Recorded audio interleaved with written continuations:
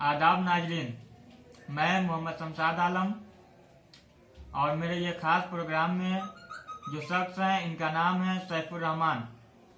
बिहार सरकार के जल नल योजना के बारे में आज इनसे कुछ बात जानने के लिए मैं आया हूँ। सैफुर रहमान भाई, पहले ये बताएं आप कि बिहार सरकार का ये जल नल योजना है, क्या ये कामयाब है? देखिए, बिहार सरकार के मंत्रियों और मुख्यमंत्री के बयानात और उनके इलेक्शन कैंपेन के अंदर तो ये जल नल योजना पूरा कामयाब है मुकम्मल तौर पे। लेकिन ज़मीनी सच्चाई ये है कि बिहार सरकार की और हिंदुस्तान की दीगर गवर्नमेंट्स की तरीके से ये योजना भी मुकम्मल तौर पर ज़मीनी सतह पे विफल है। क्योंकि आप गांव-गांव में जाकर देखेंगे तो आपको नज़र आएगा कि कहीं पर नल है तो जल नहीं है, और कहीं पे नल जल दोनों नहीं है, और कहीं पे नल जल दोनों था तो कुछ दिनों रहा और अब सिर्फ नल है, जल नहीं है। अगर इस तरीके से हो रहा है तो बिहार सरकार कुछ दिन पहले ऐलान किया था, बहुत सारे अखबार में भी आया था कि जिन लोगों ने अपना काम मुकम्मल तौर पर पूरा नहीं किया तो उनको नॉमिनेशन करने का हक नहीं है, वो नॉमिनेशन से वंचित रह जाएं। तो क्या वहाँ की आवाम को ये कदम उठाना चाहिए? देखिए, बहुत सारे मसाइल हैं, बहुत सारी पॉलिसियां हैं, लेकिन आवाम एक अंधे भीड़ के तरीके से बिहार की चलती है। यही वजह है कि जब इलेक्शन का वक्त करीब आता है तो हमारे यहाँ काम के ऊपर कभी भी वोटिंग नहीं हुआ करता है।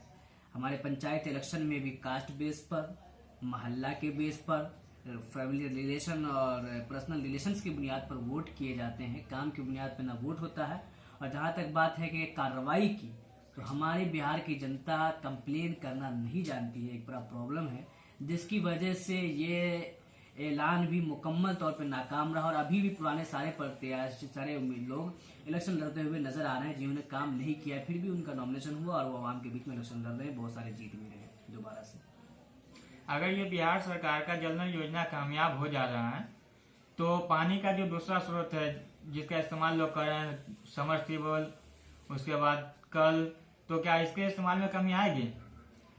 देखिए, कमी तो फितरी तौर पर आएगी, लेकिन उसमें कमी आना, हैंडपंप के इस्तेमाल में कमी आना, ये कुछ ज़रूरी नहीं है। असल ये कि नल जल योजना के ज़रिए से सबसे बड़ा फ़ायदा ये था कि हमारे किसानों को खेती में बहुत आसानी हो जाती है। आज पानियों के मुहैया नहीं होने की वजह से बहुत बेहतर तरीके से हमारे किसान खेती नहीं कर पा रहे हैं। इसका एक बड़ा नुकसान ज़राअत का देखने को मिलता है। लेकिन नल जल योजना अगर सही तरीके से अमल में आ जाए तो उसका फायदा होगा। दूसरा, घरों के अंदर महिलाओं के लिए, क्योंकि मौजूदा सरकार का वीमेंस एम्पावरमेंट का हमेशा नारा रहा है, औरतों के लिए इसे बहुत ज़्यादा आसानी हो जाएगी। क्योंकि बहुत सारे मौके ऐसे आते हैं कि उनके लिए ऐसी चीज़ों का इस्तेमाल मुश्किल है जिसमें उनको मेहनत ज़्यादा लगाना पड़ता है। उनके लिए एक बेहतर योजना थी, लेकिन वही हकीकत है कि जब ज़मीन पर नहीं उतर सका तो आवाम को या महिलाओं को कोई फायदा या किसानों को कोई फायदा कैसे होगा?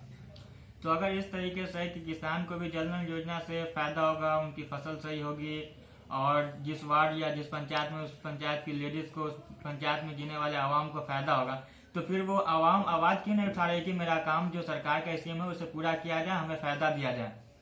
फायदा तो लेना चाहिए, उनका हक है। जी, असल क्या है कि हमारा देश एक लोकतांत्रिक देश है, लेकिन यहाँ आवाम को सिर्फ और सिर्फ इलेक्शन के वक्त का लोकतंत्र सिखाया गया है कि वो इलेक्शन में आकर वोट करे और अपना प्रतिनिधि चुने।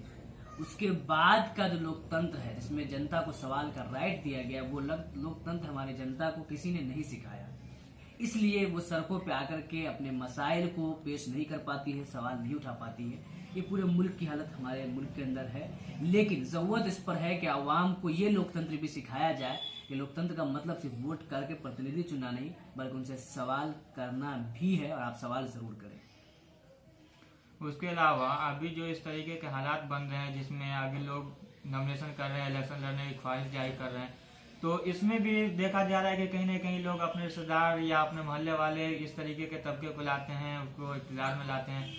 तो इसमें लोग को किस तरीके का सोच जाहिर करना चाहिए, कैसे कैंडिडेट को लाना चाहिए? देखिए, सबसे पहले चीज एक अवेयरनेस लाने की जरूरत है जनता के अंदर, चाहे वो पंचायत इलेक्शन हो या विधानसभा इलेक्शन हो या लोकसभा इलेक्शन हो। आवाम के अंदर जो है ये अवेयरनेस लाने की जरूरत है कि आप किसी दूसरे बुनियाद पर वोट ना करें। सिर्फ और सिर्फ आपके वोट का जो बेस हो, जो वजह हो, जो रीजन हो, उसी पर सिर्फ एम्पावरमेंट होना चाहिए। क्योंकि बाकी चीज़ों का हकीकत के एतबार से प्रतिनिधि चुनने से कोई रिश्ता नहीं है। आपके कास्ट का, आपके रिलीजन का, आपके पर्सनल रिलेशन का प्रतिनिधि चुनने से हकीकत के एतबार से कोई रिश्ता नहीं है। ये अवेयरनेस लाने की बेहद ज़रूरत है। अगर ये अवेयरनेस आ जाएगा तो फिर उम्मीद है कि आवाम पंचायत से लेकर लोकसभा तक में सिर्फ और सिर्फ एम्पावरमेंट के बेस पे वोट करेगी, दीगर सारे बेबुनियाद चीज़ों को छोड़ देगी।